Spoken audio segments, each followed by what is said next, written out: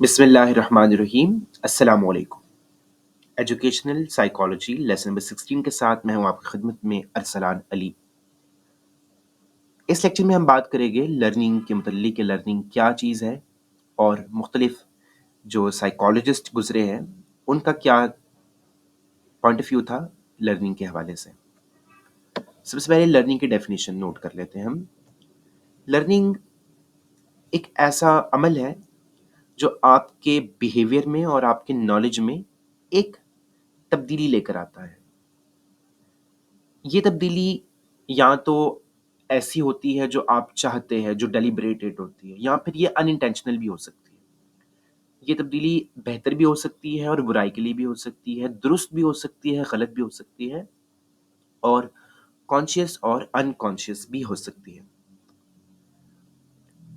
आप तब्दीली का मतलब समझ रहे होंगे कि आपके जिस्म में आने वाली तब्दीली जैसे कि लंबा होना, मोटा होना, ये भी तब्दीलियाँ हैं, लेकिन ये तब्दीलियाँ लर्निंग की डेफिनिशन को क्वालिफाई नहीं कर पाती। इसी तरह बीमार होना, थक जाना, भूख लगना, ये भी कहीं न कहीं तब्दीलियाँ ही हैं, लेकिन ये भी लर्निंग की डेफिनिशन से परे हटकर है। यानी लर्निंग का मतलब कुछ ऐसी तब्दीलियाँ हैं जो आपके बिहेवियर में या आपके नॉलेज में तब्दीली लेकर आए, ना कि आपकी हालत में। सबसे शुरू में एरिस्टोटल जो चौथी सदी कबल मसीह के ग्रीक फिलोसोफर थे, यूनानी फिलोसोफर एरिस्टोटल, जिनकी वफ़ात 322 कबल मसीह में हुई। उन्होंने अपनी पर्सनल ऑब्जर्वेशन से ये बात बताई, 3 बातें बताई कि 3 तरीके हैं इल्म हासिल करने के या 3 तरीके हैं कुछ चीज़ सीखने के, याद करने के। पहला है कि व्हेन दे आर सिमिलर, जब दोनों चीज़ें सिमिलर हो। व्हेन दे आर कॉन्ट्रास्ट, जब 2 चीज़ें आपस में मुख्तलिफ हो, तो आप उनको अच्छी तरह याद कर सकते हैं। यानी सिमिलर हो तो आप उनको सिमिलैरिटी के मुताबिक याद कर लेते हैं।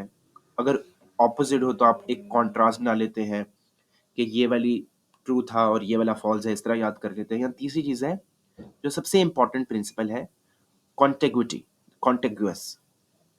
अब ये जो कॉन्टेग्विटी है, प्रिंसिपल ऑफ कॉन्टेग्विटी, ये क्या बोलती है कि जब 2 अवामिल एक साथ वक़ूफ़ पज़ीर हो, तो आप उनको आपस में एसोसिएट कर लेते हैं और इस तरह से आप चीज़ों को याद कर लेते हैं।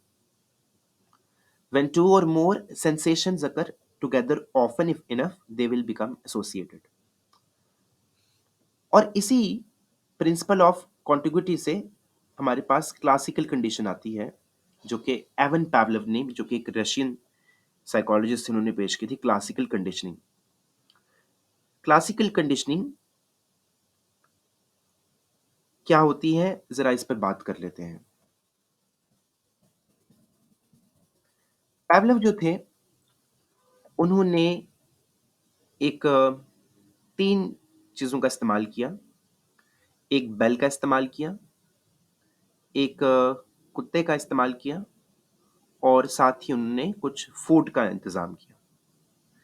तो शुरू में जब उन्होंने बेल बजाई, तो उन्होंने ये चेक किया कि जो डॉग था, उसके मुँह से बिल्कुल सलाइवा नहीं निकला। तो इसको उन्होंने कहा कि ये एक न्यूट्रल स्टिमुलस है, क्योंकि बेल बजाने से जो डॉग था, उसके मुँह से कोई सलाइवा नहीं निकला। फिर उन्होंने बेल बजाई और उस बेल बजाने के बाद जो डॉग था, उसको फूड प्रोवाइड किया, जिसकी वजह से जो डॉग था, उसने सैल्वेशन प्रोड्यूस की, उसके मुँह से सलाइवा प्रोड्यूस हुआ। अब ये जो रिस्पॉन्स था, ये एक अनकंडीशन्ड स्टिमुलस था। तो इसके लिए डॉग की कोई ट्रेनिंग नहीं थी। अब जब भी पावलोव ने बेल को रिंग किया, तो डॉग जो था, वो सैलिवेट हो गया। यानी उसको ये सैलिवेशन का मतलब ये, उसको ये पता चल गया कि बेल बजाने के बाद मुझे खाना मिलेगा। तो इस तरह से अब ये रिस्पॉन्स जो कि अनकंडीशनल रिस्पॉन्स था, अब वो एक कंडीशनल रिस्पॉन्स बन गया। यानी बेल बजेगी तो मुझे खाना मिलेगा। इस तरह से जो डॉग था उसने लर्न किया, कंडीशनल लर्निंग जिसको हम बोलते हैं, कॉन्टिग्विटी के ज़रिए, यानी काफ़ी 3 रिस्पॉन्स आप देखिए एक साथ चल रहे थे, जो एरिस्टोटल का तीसरा प्रिंसिपल था कॉन्टिग्विटी। पहले बेल रिंग हुई, फिर जो है वो डॉग सैल्वेशन आई, फिर फूड उसको मिला। तो ये इस तरह से डॉग जो था उसने लर्न किया किसी चीज़ को। इसके बाद एक अमेरिकन साइकोलॉजिस्ट आए बी एफ स्किनर, जिनके मुतल्लिक हम साइकोलॉजी 101 में भी पढ़ चुके हैं। उन्होंने ये ये एक अकीदा ज़ाहिर किया कि इंसान का जो रवैया है, ये ऑपरेंट्स होता है, ना कि रिस्पोंडेंट्स। यानी ये किसी चीज़ को रिस्पॉन्ड नहीं करके आता, बल्कि ऑपरेंट होता है। अब इस बात को समझ लेते हैं हम।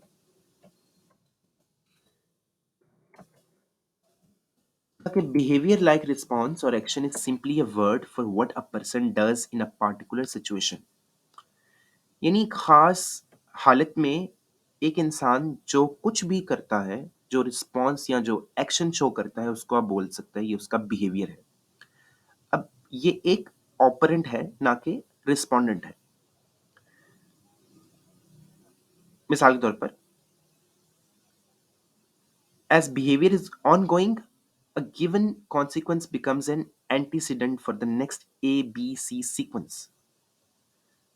यानी कि जब आपका बिहेवियर, आपका जो रवैया है, वो जब आप उस पर उसको कंटिन्यू रखते हैं, तो फिर वो एक सीक्वेंस इख्तियार कर लेता है, जैसे कि एक A B C sequence.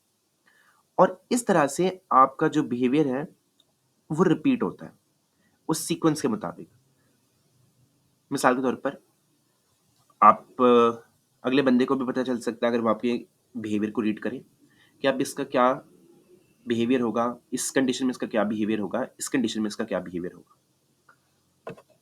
Skinner ने 4 कंडीशंस जो है वो डिटरमाइन की, जिनको हम स्टडी करेंगे वन बाय वन। सबसे पहले इसमें है कॉन्टिन्यूस रीइंफोर्समेंट स्केड्यूल।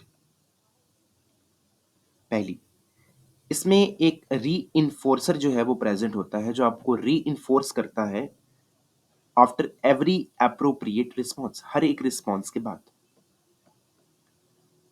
दूसरा है आपके पास इंटरमीटेंट रीइंफोर्समेंट स्केड्यूल, जिसमें कभी कभार रिस्पॉन्स के वक्त कभी कभार एक रीइंफोर्समेंट मौजूद होता है। एक होता है इंटरवल स्केड्यूल, जहां पर एक रीइंफोर्सर एक खास वक्त के दौरानिए के वक्त मौजूद होता है। एक होता है रेशो स्केड्यूल, जिसमें एक रिस्पॉन्स के वक्त एक रीइंफोर्सर जो है वो एक काफ़ी without any specific time interval, एक खास टाइम इंटरवल के अलावा कभी कभार जो है वो जाहिर होता है। तो ये 4 जो है उसने बताए हैं आपको रीइंफोर्समेंट के मुताबिक लर्निंग को करने के तरीके, 4 प्रोसीजर्स। तो एज अ टीचर आपको लर्निंग के बेसिक प्रिंसिपल्स, जो कि लर्निंग का मेजर फैक्टर को रीइंफोर्स करते हैं, इनका पता होना ज़रूरी है। उम्मीद है कि लेक्चर आपके लिए हेल्पफुल होगा, और अगर आपको कोई सवाल है तो ज़रूर पूछें मुझसे कमेंट बॉक्स में। अल्लाह हाफ़िज़।